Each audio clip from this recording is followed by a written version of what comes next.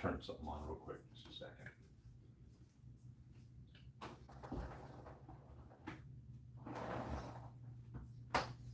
So here we are. We've come all this way from nowhere to nothing. That's where we are. As much as you try, as much as you kick and scream, you're still wading through the water. You're still dog paddling. You haven't gone anywhere. You haven't achieved anything. And this is the truth. This is the feeling that people have at the cessation of their lifetime. Right? And foul and angry they become. And those who are regarded as sort of like lights, beacons to other people are in fact the most false, right? The most contained in a certain illusion that they really are trying to sell to other people, right? They're proselytizing a certain way of living or a certain way of being that extends beyond. This is the concept of the artist, the artwork, that they could be such terrible, foul, strange, democratic sort of people. And I know it's kind of confusing because I post a lot of things up there that seem to be pro-democratic. I'm definitely not pro-right-wing ideology. And I definitely have an apologetic side to me with democracy, because it's something that I'll admit that I very much fantasize about it. I very much believe in it as opposed to having faith in it. I have faith in principles that are extremely juxtaposed to any virtue signaling or moral conjecture that is found in the political agenda behind any sort of politicized, polemics, right? Polarity. You're never going to get anywhere. The design is one of polarization. People enjoy this fight. They enjoy this disharmony. So when you say that nothing matters or everything matters, everything would matter and should matter if this world that we assume is tangible were based on reality or real hard truths. In other words, if there isn't a principal base, a pure center, a pure source, then there isn't anything real, right? Does that make sense? Just taking a bite out of my breakfast. We've got cream of wheat with a little cinnamon, brown sugar, real hot. We're going to put a little bit more cinnamon on that and sip on a cup of black instant coffee.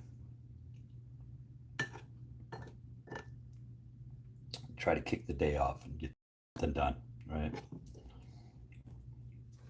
So if everything is futile and nothing really matters,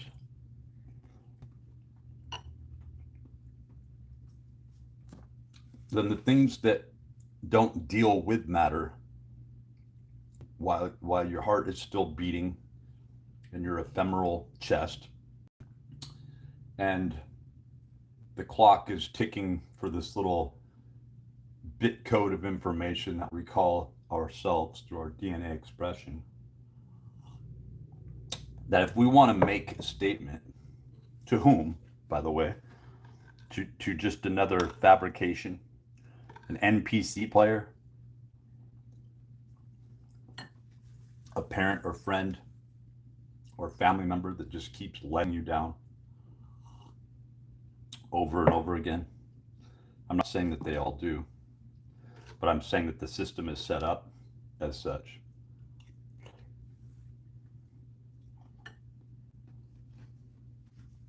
So you exercising, quite literally, who you are, going into kata, right? Into your own focused exercise. That is what matters. That is what's important. That's what transcends matter. And people are naturally attracted to a lot of the things that they never investigate or have the time to investigate, and they have to use instruments that are available to them, right? Say you love music. Say you lived in a disharmonious household, never had the opportunity to just sit down and have enough peace or to even escape and go into your own paracosm in the park, because the park is a dangerous place, right? In your town, in your community, or at least the perception at the time didn't give you one of safety. Because as we go through this, we realize, you know, that there are private eyes everywhere. That everywhere that there are eyes, and even places that there are not, you are being watched. You're being observed. Everyone feels this, right? It's almost like ridiculous to even say it. Whereas 20 years ago, the idea would have served as one of that just seemed preposterous. It's like, of course you're just not being watched all the time, all around. How would that even come to be?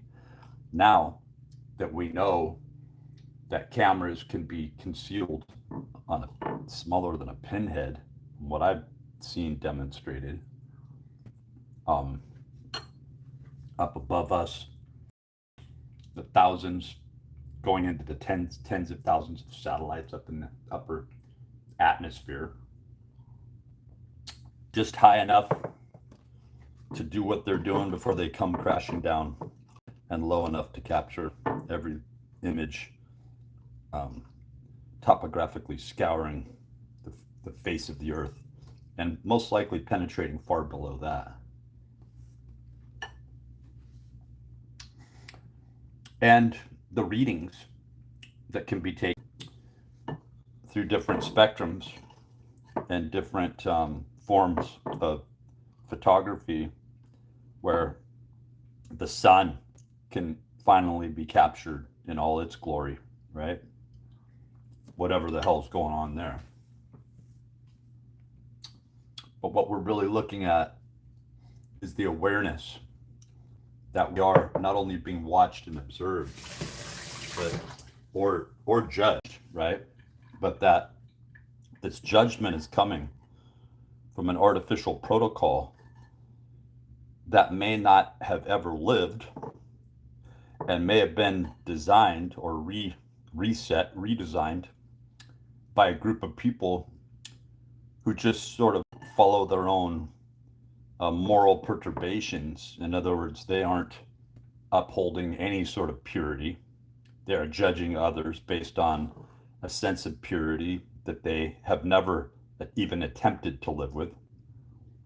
So they really don't know what the pervading outside world, I mean, all the muck and all the mire and all the broke ass windows that they only look outside of through a window or a limousine door.